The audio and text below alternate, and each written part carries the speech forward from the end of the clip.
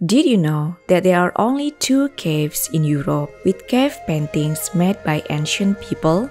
One is in Russia, specifically the Republic of Bashkiria. And I was fortunate to visit this cave.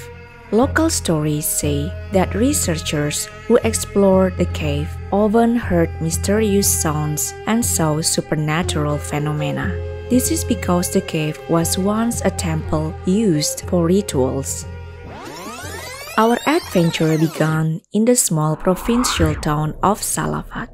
If you are interested in learning more about Salafat, a city rich in history but affected by pollution, I have provided the link in the description. According to our GPS, we had a 250-kilometer drive ahead of us, which took about 5 hours due to the mountainous terrain. After leaving Salafat, the last sign of civilization was the village of Mrakovo. Beyond that, the paved road turned into a gravel path, and we ventured into the wilderness, completely cut off from the internet and cell phone service.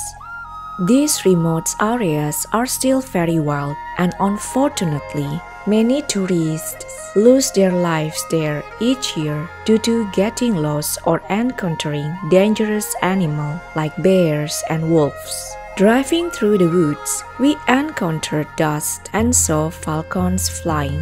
We traveled for a long time without seeing any signs of civilization. Finally, we reached an area where we could get a phone signal and internet access again. We began to see people and houses. We came across a small shop that sold honey. Since I had never tried white honey before, we decided to stop and ask if they sold it. In Russia, white honey is produced from the nectar of the linden tree and has a bright color, ranging from almost white to amber. Unfortunately, this shop didn't have white honey, so we had to continue our journey empty-handed. When we arrived at a small town, we stopped at a local mosque to perform the Islamic prayer called Salat. The mosque was made of wood. Most people there still spoke Bashkir, an old language, which is unusual because most Bashkirs have forgotten their native language and now speak Russian. After driving for about 20 more minutes, we reached at our destination, the Shulgantash Nature Reserve, and there was a modern museum here. According to the information on the website, the museum contains the bones of ancient animals and offers insights to the local plants and animals. Unfortunately, since we arrived in the afternoon and the cave tour would close soon, we decided to skip the museum and head to a cafe for lunch. There were food stalls around, but the cafe we chose had traditional Bashkir halal food.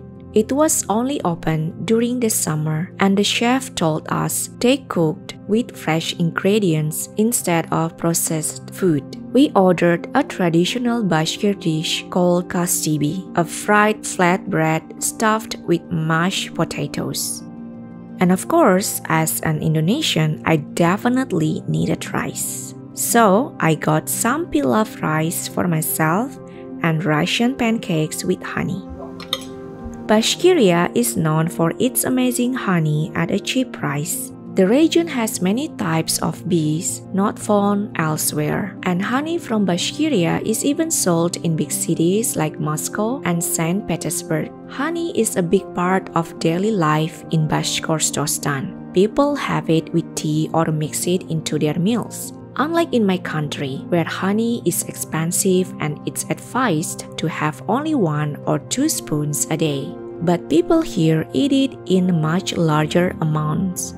My mother-in-law went for hot tea, as drinking tea is part of Russian tradition.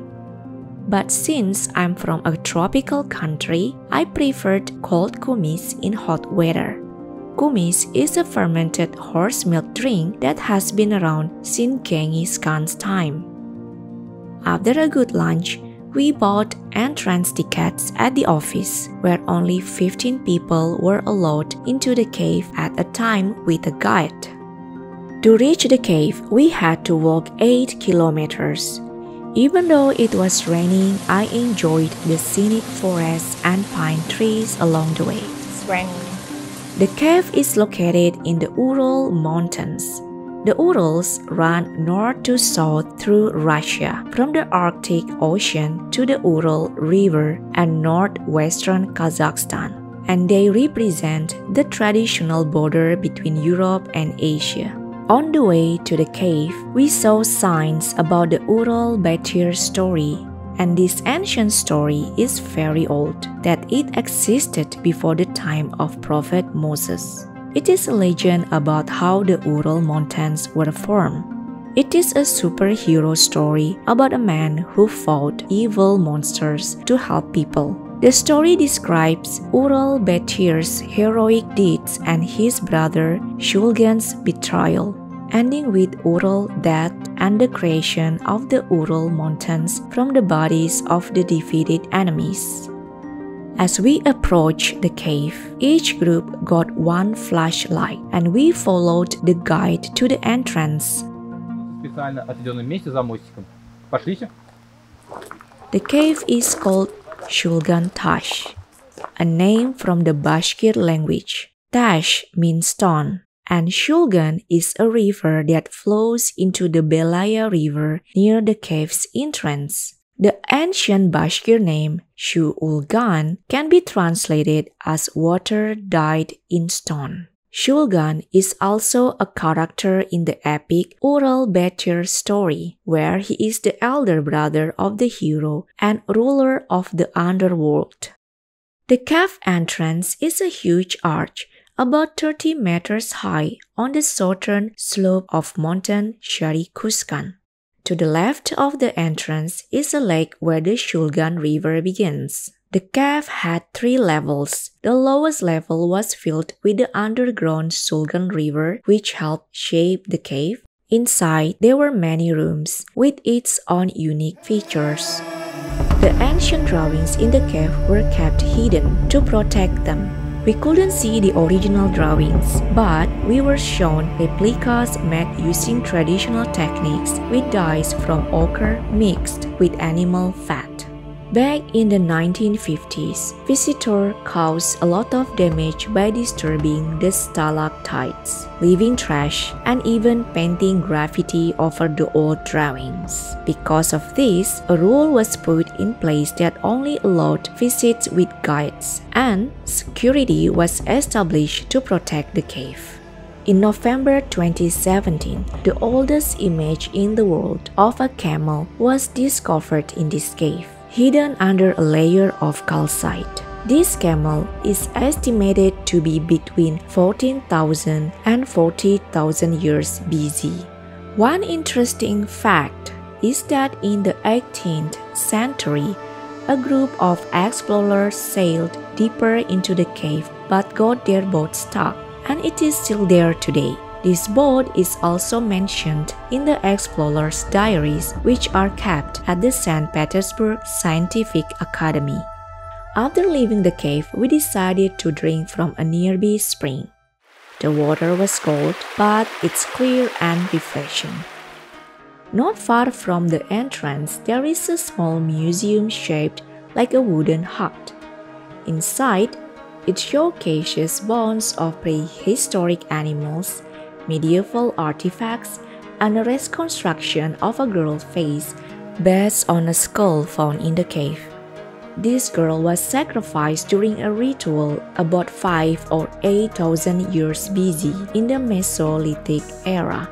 There is also a story about how teenage boys used to duel to death to prove who was the strongest, showing how brutal life was back then. Around the museum, there is a tent styled as an ancient house, decorated with real animal skins. After a long day exploring the cave and museum, we were tired but decided to head back home that day. Although there were accommodations available there, We hadn't planned to stay overnight, so we drove back. Our drive home was accompanied by a veil of fog and a magnificent pink sunset I had never seen before.